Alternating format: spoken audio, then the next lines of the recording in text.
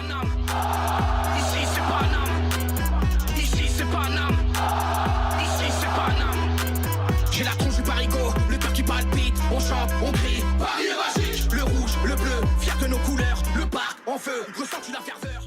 Salutations mes humains, c'est OP, j'espère que vous vous portez bien et bienvenue sur la chaîne. Bon week-end à toutes et à tous, bien évidemment. On se retrouve pour l'avant-match.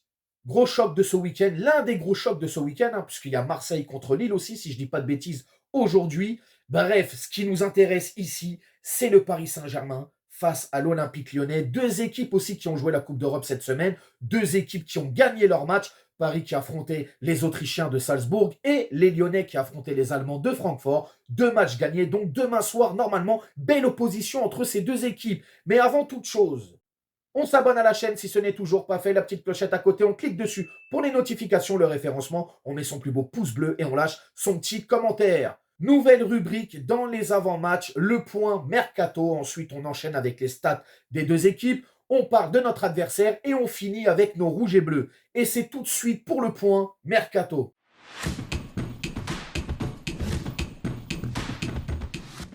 Alors, en ce qui concerne le mercato parisien, les gars, on va pas se mentir, c'est plutôt calme, hein, même à l'approche du mercato d'hiver. Alors, il y a des infos par-ci par-là qui sortent, mais il n'y a rien de fiable en fait. Parce que même quand tu regardes la source, c'est un petit peu bancal, ça m'a l'air un petit peu chelou, tu vois, là, j'ai vu des infos, là, Xavi Simons, tout ça, et quand tu regardes la source, c'est un compte Twitter, bon, ça m'a pas l'air vraiment fiable. Et puis quand tu vas chercher chez les grands journalistes comme Florian Plettenberg, Fabrizio Romano, tout ça, ils n'en parlent pas. Quand tu regardes aussi la presse locale, par exemple, Xavi Simons, il est en Allemagne, tu regardes un peu ce qui se passe en Allemagne, bah, on n'en parle pas du tout, tu vois, donc apprendre avec des pincettes. Donc, je préfère même pas en parler parce que ça sent quand même la fake news. Hein. Voilà. On l'a vu avec le Kassala et d'autres.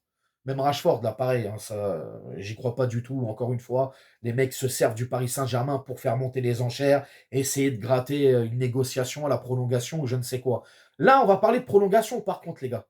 Nuno Mendes, le Paris Saint-Germain, semble-t-il, c'est acté. Ça y est. Le joueur va prolonger son aventure, va prolonger son contrat avec Paris jusqu'en 2029. Et ça fait extrêmement plaisir. Selon le Parisien aussi, demain soir, en amont du coup d'envoi de ce PSG Lyon, on devrait avoir une présentation globale de toutes les prolongations qui avaient été annoncées. Luis Enrique, Vitinha, il y avait qui encore? Nuno Mendes et Achraf Hakimi. Et Luis Campos, on n'en sait pas trop. Hein, comment dire? On nous a dit que la prolongation était bien partie, qu'il allait prolonger son contrat. Il demande quand même un gros salaire. Et là, on apprend que maintenant, Manchester United serait rentré dans la danse. Hein. Il y avait Arsenal aussi qui poussait pour récupérer Luis Campos. Semble-t-il maintenant que Manchester United vient aussi se mêler à tout ça et aimerait récupérer le directeur sportif portugais. On va laisser, hein, bien évidemment, faire les choses. On verra bien ce qu'il en est. Mais là, pour le moment, je ne peux pas vous affirmer si Luis Campos sera de la partie demain lors des annonces de ces prolongations, si elles sont faites, hein, bien évidemment, parce que encore à prendre avec des pincettes, cette histoire du Parisien. Mais voilà, Luis Campos, les gars, on ne sait pas trop. Il reste pas, je ne sais pas. Hein, vous me direz vos avis, vous, dans les commentaires. Donc voilà, en termes de mercato, les gars, à part cette bonne nouvelle de prolongation de Nuno Mendes, il n'y a pas grand-chose à se mettre sous la dent. Hein. Maintenant, on va passer aux stats. Et c'est tout de suite pour les stats.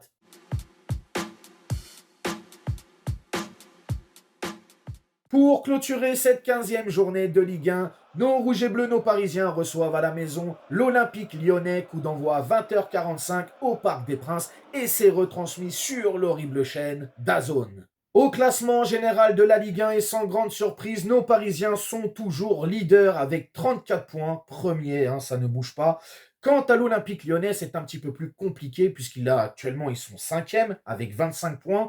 Mais voilà, ce week-end, Lens joue aujourd'hui et demain, les Niçois jouent aussi. Et en cas de victoire de ces deux équipes, hein, dans leurs matchs respectifs, justement, eh ben, Lyon, au coup d'envoi demain, pourrait se retrouver à la 7e place. Mais quoi qu'il en soit, ils sont bel et bien 5e au moment même où je vous parle.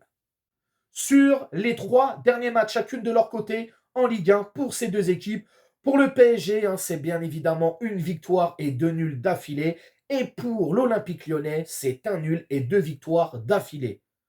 Sur les 10 dernières confrontations, toutes compétitions confondues, les face-à-face entre l'Olympique Lyonnais, le PSG et l'Olympique Lyonnais, eh ben c'est simple, Paris est bel et bien devant, Paris est très très loin même devant, avec 7 victoires, un nul et 2 défaites. Donc pour Lyon, hein, c'est 2 victoires, un nul et 7 défaites. La dernière défaite en date de nos Parisiens au Parc des Princes face aux Lyonnais, faut pas aller chercher bien loin, les gars. C'était en 2023. On avait perdu 0-1. Et le seul et unique buteur ce soir-là était bel et bien notre attaquant ailier, Bradley Barcola.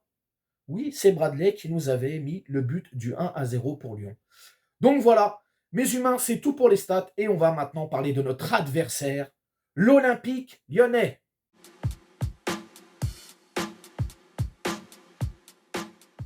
Le début de saison de Lyon n'a pas été très joyeux, disons-le, hein, parce que lors des 2 premières journées de Ligue 1, ça a été 2 défaites d'affilée, mais progressivement, on les a vus se remettre la tête à l'endroit. Actuellement, ils font quand même une très belle campagne européenne. Sur 6 matchs, c'est quand même 4 victoires, 1 nul et 1 défaite, emmenés aussi par un super Ryan Cherki qui a énormément progressé. C'est littéralement le maître à jouer de cette équipe. Il marche sur l'eau, match après match, il fait des étincelles, des gestes techniques, des passes, des buts. Bref, si Luis Campos peut nous ramener le Ryan Cherki dans la capitale cet hiver, je dis pas non. Hein, Campos? Coup de téléphone, signature, bifton, et on règle tout. Hein. Il y a eu un mercato côté lyonnais, forcément. Il y a eu des départs, Sarr, Baldé et aussi O'Brien, qu'ils ont quand même très bien vendu du côté d'Everton. On n'est pas loin des 20 millions d'euros, si je ne dis pas de bêtises. Il y a eu des arrivées, Verretou, Wilfried Zaha, Miko Tadze, qui était lui à Metz, qui est venu justement dans son club d'origine, dans sa ville d'origine, hein, puisqu'il est lyonnais. Niakate, on a Nouama aussi, on a Benrahma qui a signé, et j'en passe, et j'en passe. Pierre Sage, toujours aux manettes de cette équipe, hein, qui a instauré le 4-3-3 en ce moment. Donc voilà, c'est le schéma tactique, hein, un 4-3-3 à plat. Alors dans le style de jeu, cette équipe lyonnaise est une équipe qui aime avoir la possession du ballon. C'est une équipe aussi qui exerce un gros pressing à la perte de balle. C'est une équipe qui aime jouer en transition. C'est une équipe qui aime attaquer, qui aime jouer sur les ailes. Elle a aussi cette capacité, lorsqu'elle est menée, à très vite revenir au score. Mais il y a aussi beaucoup de lacunes défensives. Hein, c'est une équipe qui a beaucoup de mal à défendre lorsque l'adversaire joue en profondeur, lorsque l'adversaire est très habile avec le ballon. Et aussi, je trouve que c'est une équipe qui, par moments, manque d'agressivité. Donc voilà. C'est tout ce que j'avais à dire pour l'Olympique lyonnais. Et maintenant, on va s'attarder sur nos rouges et bleus. Et c'est tout de suite pour le PSG.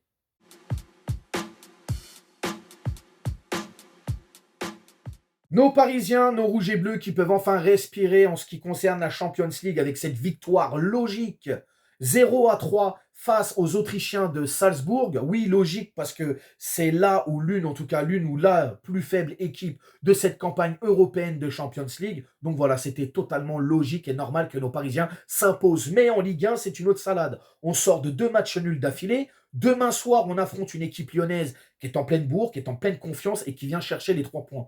Donc, à nous d'être vigilants, d'être concentrés, hein, de bien jouer en attaque, de bien défendre, de bien faire tourner au milieu, de bien construire, d'écouter et de jouer ce qu'on a mis en place toute la semaine à l'entraînement. Ça, c'est très important. Donc voilà, tout simplement, faire attention et surtout, cadenasser Ryan Cherki. Hein, faire en sorte qu'il touche le moins de ballons parce que c'est lui le maître à jouer. C'est lui le maître à jouer, il est capable d'éliminer 1, 2, 3 joueurs. Donc, il va falloir faire très attention à Ryan Cherki demain. Si on arrive à cadenasser Cherki, je pense qu'on a fait la moitié du travail, voire plus que la moitié du travail. Donc voilà les gars, demain soir, on est concentré, on joue bien, on joue notre jeu, on est à la maison, et ça va le faire tout simplement. On va chercher les 3 points, et on va montrer qu'on est supérieur à cette équipe lyonnaise. Hein, les petits lapinous. Bref, le 11 de départ, demain soir, 6 mois, j'étais coach du Paris Saint-Germain. Bon, bah, ça ne change pas, les gars. Alors, je pars avec un bon vieux 4-3-3 des familles à la Luis Enrique, mais je vais quand même faire pas mal de changements dans cette composition, puisque les gars, mercredi, on s'en va à Monaco. Hein, on a une grosse semaine là, donc va falloir faire reposer quelques organismes. Dans les cages, je mets Donnarumma, ça ne bouge pas. En charnière centrale, je partirai avec Skriniar et Pacho. Voilà, Skriniar, Pacho. Ensuite, je vais mettre à droite Hakimi. À gauche, je vais mettre Lucas Hernandez. Au milieu de terrain, je partirais avec Zaïre Emery, João Neves et Fabian Ruiz. Et puis pour l'attaque, alors à gauche, je vais laisser reposer Barcola et je vais envoyer justement Désiré Doué. Hein. Je pense que là, en ce moment, il est dans une bonne dynamique. Donc voilà, le mettre titulaire pour le récompenser aussi de son match face à Salzbourg et de ses derniers matchs même, hein, les belles rentrées qu'il a fait. Donc voilà, je pars avec Doué à gauche. Dans l'axe, je laisse Ramos forcément. Hein, il faut qu'il reprenne confiance et qu'il joue des matchs, qu'il enchaîne. Et à droite, je fous Dembélé. Voilà, tout simplement les gars. Voici mon 11 de départ si moi j'étais coach du Paris Saint-Germain pour demain soir. En ce qui concerne le score, les gars, je vois un but d'écart entre les deux équipes, mais bien évidemment une victoire parisienne.